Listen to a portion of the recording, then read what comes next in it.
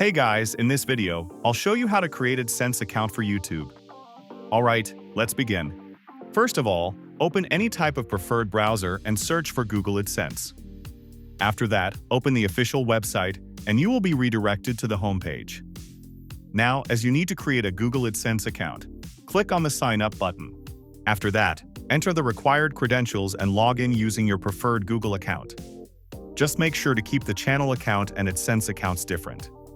Once done, you will be asked to enter your website.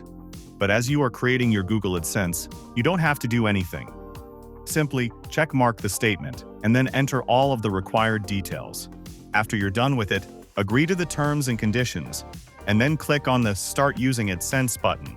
So that's basically how you can create an Adsense account for YouTube. And that's it for this video.